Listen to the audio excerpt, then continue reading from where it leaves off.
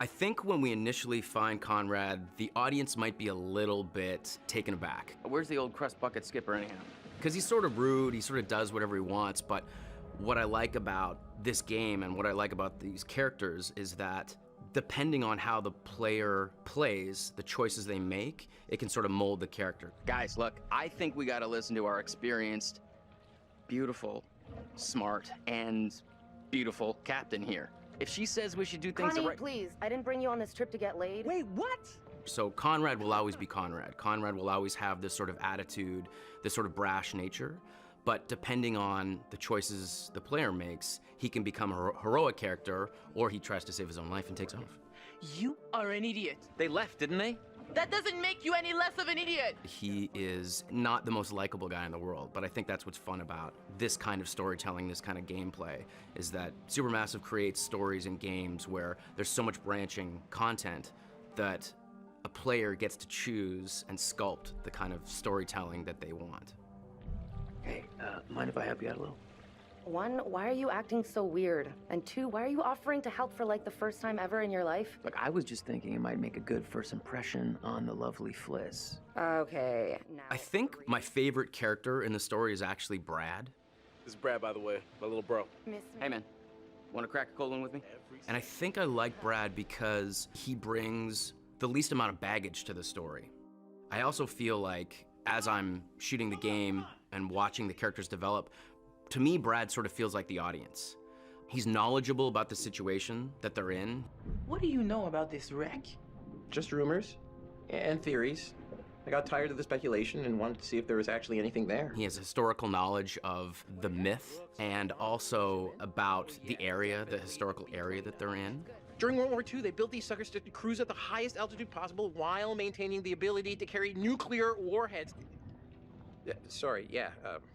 Nerd burst. Oh, please, keep going. But I also think that he is the one that is less distracted by the other relationships. I think that Fliss is on a mission. She's there to guard and to lead our group. So is everybody on board and ready to go? I think that Julia and Alex are so intertwined in their personal relationship that they're almost distracted to everything else. So Brad sort of shows up, even though he's Alex's brother, he's almost like an outsider. And so he's watching all these people. He's meeting almost everybody for the first time. So to me, I think he feels like the audience. He's discovering this world. What's up? Nice detective skills, by the way. I did have maps. Just be rad.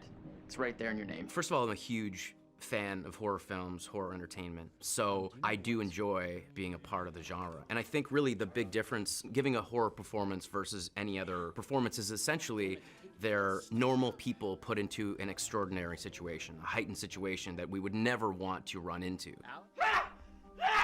And so usually you get to explore the depths of terror and fear in a more exaggerated way than you would in a straight drama. But that's fun. Again, you just get put in these extraordinary situations and you just have to react to, you know, your worst nightmares, your worst fears, and I always find that fun. I think what I'm most excited for players when they experience Man of Medan is, first of all, the world that's created. I think it's an incredibly lush, beautiful, sort of an intoxicating world, and also the variety, the beauty of where we start and the really horrific griminess of where we end, I think is a great journey. I also think that it's going to be very exciting to explore the possibility of how these characters react. And again, that's why I'm a fan of games like this. That's why I was a fan of Until Dawn, because you take these normal people and you put them in an extraordinary situation and you get to play out your fantasy as a player, essentially. You know, you get to experiment, like, what would I do? And I think that each character is relatable. And so when you're making these decisions, when you're choosing the fate of these characters or how they will potentially explore this world, you're really asking yourself as the player, what would I do? And sometimes it's fun to be honest about what you do, and sometimes it's fun to just potentially make the wrong decision knowing you're doing that. I think that's a really fun thing, and I think players really enjoy that. Specifically, when we were first talking about the project, you can be very literal and say, well, this is a haunted ship and there's all these things. But I also think that there's a psychological element to this and a spectral sort of element. So to me, there's a lot of ghost stories that play into this.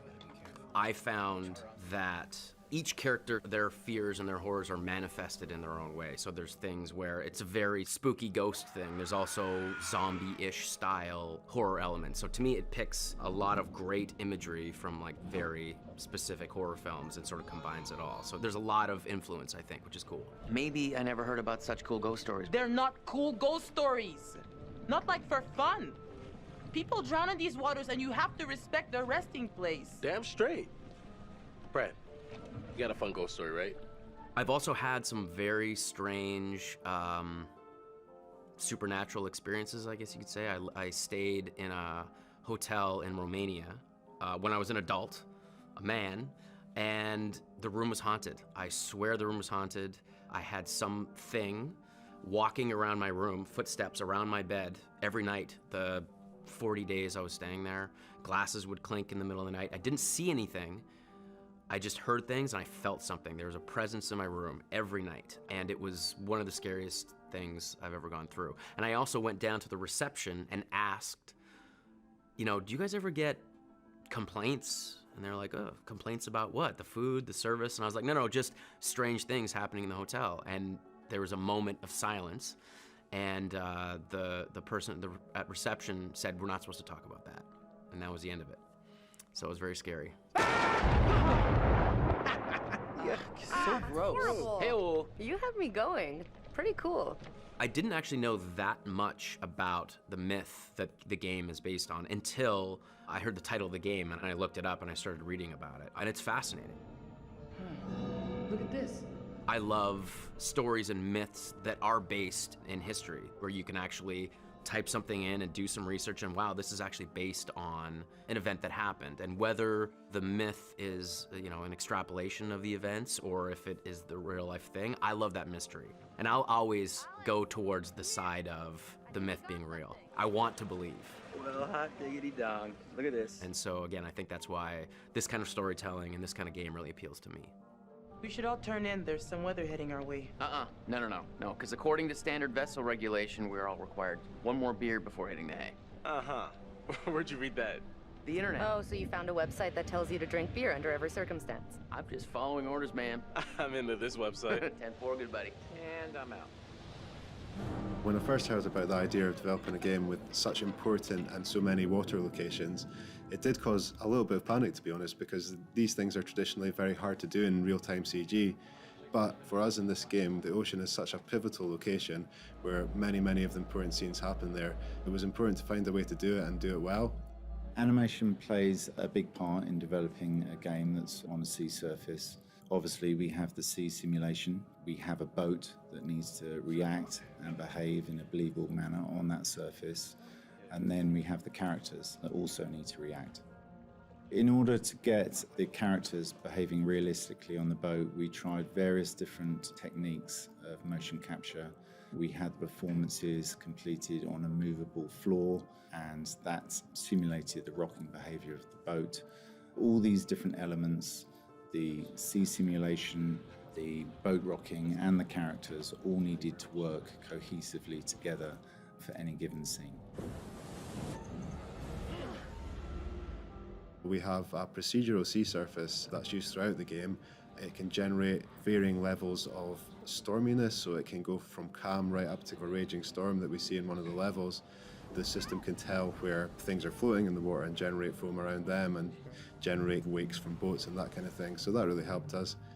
In terms of the underwater, we looked at using volumetric lights and mist to create this illusion that light is actually traveling through the water and diffusing and dispersing as it hits the water, which was quite a difficult effect to achieve. To capture the audio for the dive boat, we rented a small fishing boat, a similar size to the dive boat in the game. We went out with a multi-track recorder, some microphones, and positioned them in all the different angles that you need to capture the various sounds the boat makes, from the motor, the water slushing against the hull, and the wind in the rigging.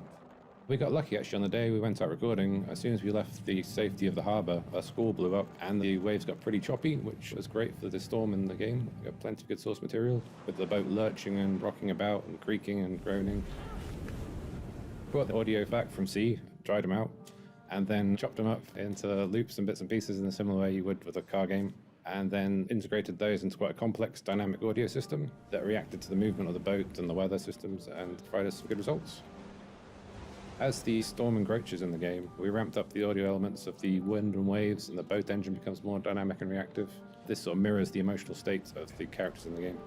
Another important aspect with the storm scene is that it represents a gear change in the story, so this is really the first time the characters are leaving the relative safety of the start of the game, and we definitely wanted to find a way to represent that in the art. So what we have here is we have a shift from the lighting style at the start of the game, which is very much a found lighting style. It's all lit by the sunlight and bounce light. There's no artificial light sources at all. And for the first time then in the storm scene, we changed to a much more filmic, set-lit feel. And that is to get that little feeling of unease there.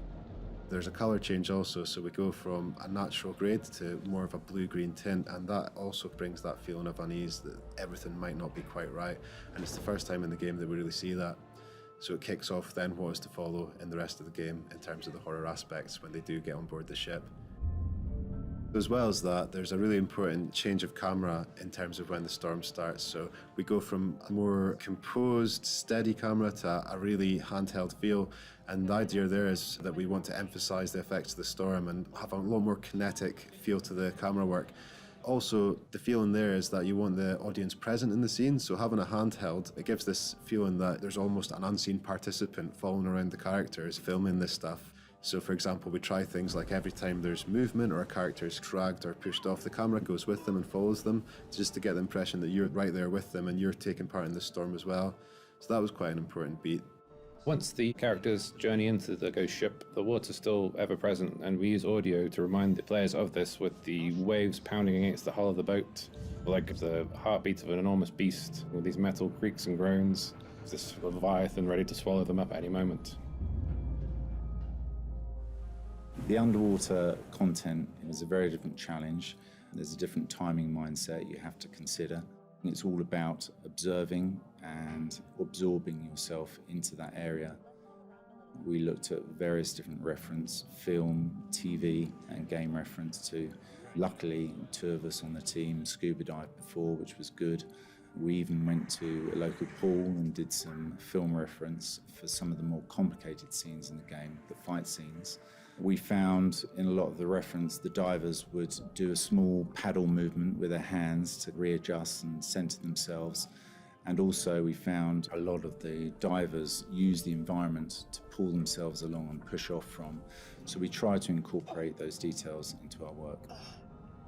There's something really fun about shooting on stormy conditions, and there's something fun about conveying that. But interestingly, one of the things in conveying that in terms of CG is that you have to do a lot of things that you'd maybe get for free if you were actually shooting it. So if you were really out there in a storm holding your camera, you would be getting blown around and you'd be getting rain on the lens or whatever you might get. When you work in CG, everything's automatically clean. So sometimes it's about how you can dirty up the shots and bring back some of those natural elements to convince the viewer that actually that storm is real. So for example, in the stormy sea, you have a lot of mist, a lot of rain moving around, showing how windy it is, showing how stormy it is, blowing into the camera. So that really adds a lot of life. In the underwater scene, we used it for silt, for plankton, for any kind of dirt and noise in the ocean. And without that, it can really seem quite lifeless. So that was a hugely important element. The visual elements that we were trying to include in the development of this ship were right from the architectural drawings and then into the plans and into the white box, looking at camera angles, then looking at lighting, looking at the atmospherics, the suspense and the claustrophobic feel that we wanted to develop. What was that? It was very difficult to understand what a ghost ship of this nature would look like after 60 years. There's not a lot out there. And looking at research for how ships rust and decay and age, we took this and exaggerated those feelings and atmospheres to create what we wanted for our ship. In order to make the ghost ship sound as real as possible, the team gained access to a similar era military vessel, big steel ship, and we recorded all sorts of sounds on there, from all the latches on the doors to help the Foley, the character contacting with the environment when they're on the ghost ship, all of the atmospheres in the different rooms, the engine room, all the different mechanisms available there. We even recorded impulses of each of those rooms so that each room has the identical environmental reverb that you would have had on a ship at that time. When we're looking to light the ghost ship environment, it's really important that the tone and atmosphere that's coming from the lights also complement the story that we're trying to tell. It's not always a nice place to be, so everything just can't be well lit and visible, but we want to make sure that we're guiding the player around those environments in a satisfying way, as well as transmitting the mood that we want them to feel when they're in there. So we looked at doing things like breaking holes in the roof, breaking holes in the wall, where ambient light can kind of leak in and fill a little bit of the environment. But as well as that, sometimes we need to have spotlights and cinematic lighting, such as you would on a film set, in order to make sure that the characters look suitably heroic, menacing, scary, or whatever the scene required. There are two sides to the personality of the ghost ship. Sometimes it's a malevolent force, other times it's a neutral force. But it's always there in the scene and always talking to the character. It's always shifting. Its metal hulk is always creaking. The ship's always responding to the waves outside, the environment outside, and we try and bring this into the environment for the player when they're inside the ship. What was that noise? What we wanted the player to feel when they were going around the ghost ship was to have a very spooky and damp and cold feel, but yet not knowing what was around the corner. The lights on the ship fail and fade, and so areas are really dark and silhouetted. We wanted it to feel like a dungeon, so we had chains rattling and there's smoke and mist and all of these atmospheric clues to horror films.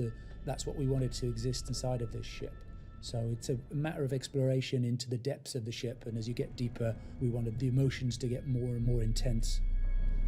The characterization and the sounds that the characters make in the environment is really key to conveying that sense of decay. They're walking around the environment in bare feet, and the sounds they make as their feet hit the environment has to be sharp, edgy, rusty and dusty. It's a really hard sound to recreate. Every tap on a bulkhead, every brush past a wall, it all has to convey that sense of decay and that roughness, that real kind of sense of a hostile environment. It's a great environment for horror.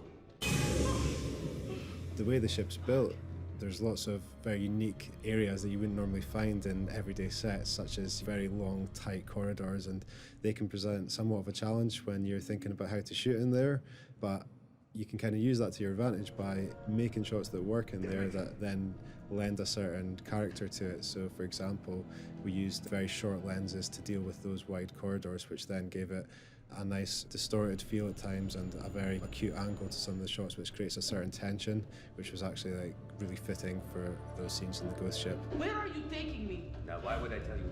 It's a nice mixture between uniformity of the military style structure and also the chaos of something that is old and creepy and has kind of been overtaken by nature a little bit. The decay of the ship, the state of decay, the rustiness is conveyed not only through the great artwork, but it's how the characters sound when they interact with that environment. It all needs to offer that kind of sharp edginess, and that's a great environment for horror.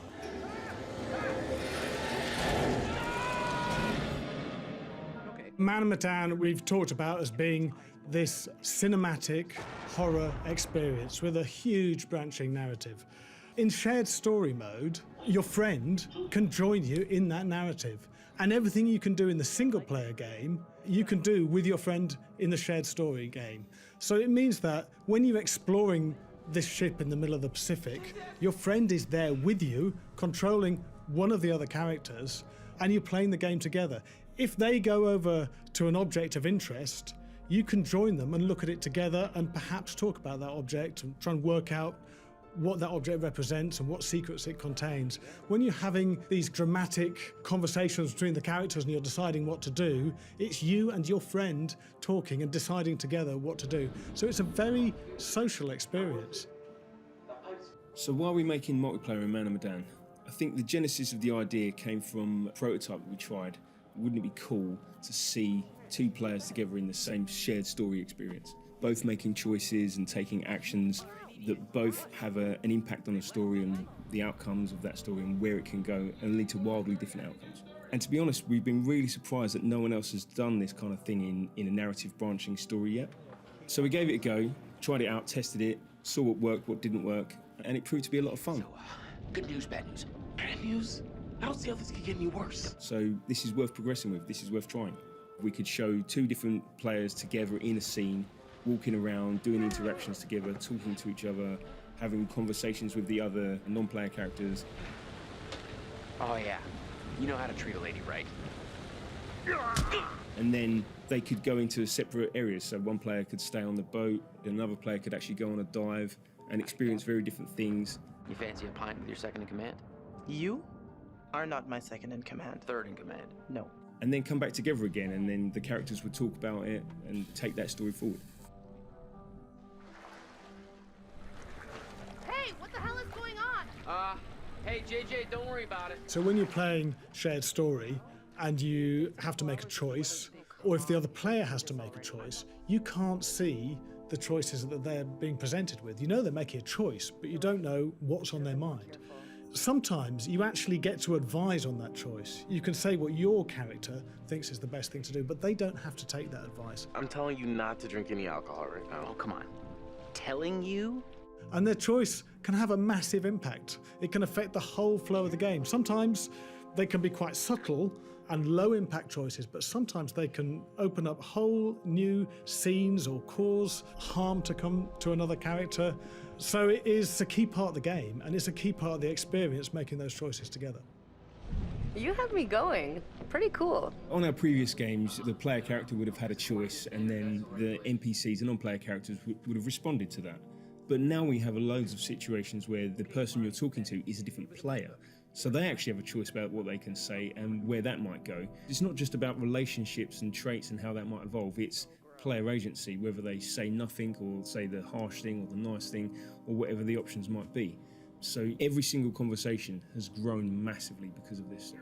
And then also, whilst I'm controlling a character, you're controlling someone else, and you might be having conversations with a completely different person in a completely different space. So again, tons of extra data.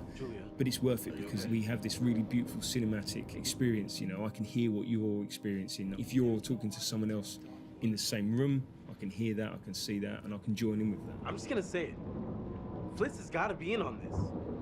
One unavoidable technical challenge to overcome is the fact that any multiplayer game you have latency, but at the same time, in order to maintain the tone and the feel of the game, we want to have as smooth an experience as possible.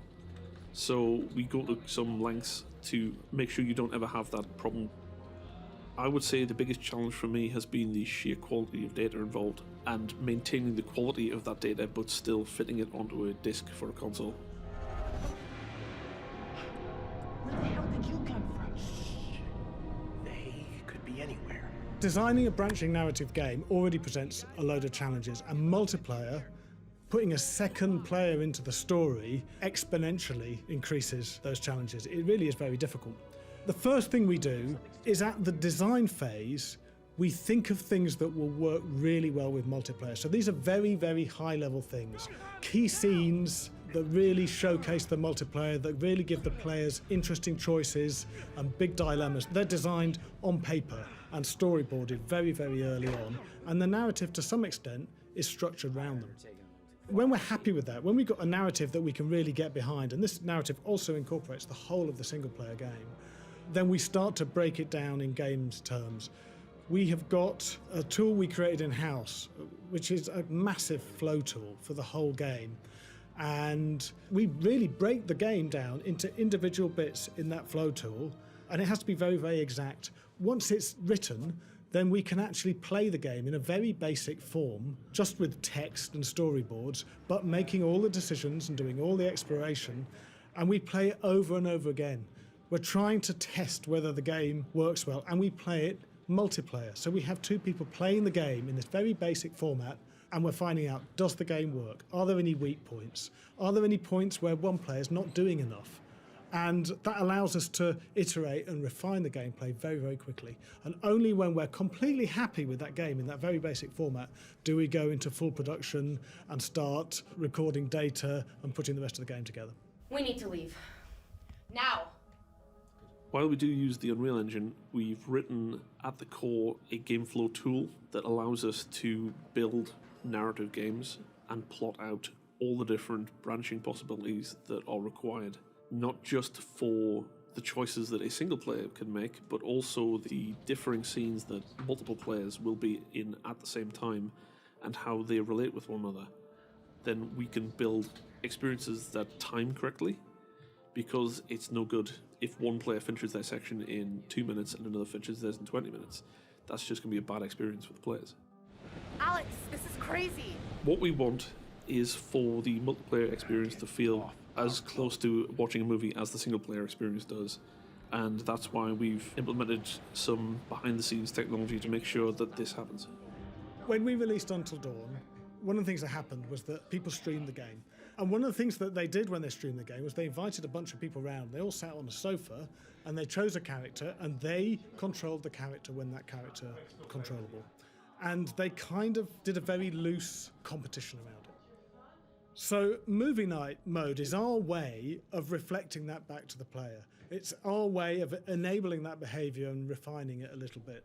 So when you load up movie night mode, you'll input the number of players you want to be in the game, and you'll be able to put your names into the game, and then you all choose a character, and the game helps you through that process. So at key points, when a player character changes, the game will tell you whose turn it is and prompt you to pass the controller to them, and that player will then take over and control their character. God damn it. This is all my fault. We also have these awards at the end of key sections of the game where we say how people did, who had the quickest reactions, did anyone lose a character, and it's just to reflect that all back to you. It's a very cool mode. We think people will really enjoy playing it. We designed Man of Medan to be playable in various different ways: shared story, movie night, and single player, none of which compromise the cinematic story that we're trying to tell. Horror is a social experience. You go to the movies or the cinema with your friends, you watch a TV series at home with your loved one, your partners. A haunted house experience, going to get the crap scared out of you. And even Halloween, it's all social, it's fun, it's together. Horror together feels right. And that's why it works so well in the Dark Pictures Anthology and in Man of Medan, because it's that shared experience, and that's what we want to riff on and get people scared together and get people socialising together, and it's going to be a lot of fun. And as with any good horror game or film or movie, TV experience, some of the characters are going to die. If your character dies, we're going to have to sit and watch. Can the choices one player make cause the death of another player's character? I don't want to give away any spoilers, but certainly the other player's choices have a massive impact on the flow of that story. Get off our boat. It wouldn't be a Supermassive game if that didn't happen. Bring them downstairs. Take this. Use it if you have to.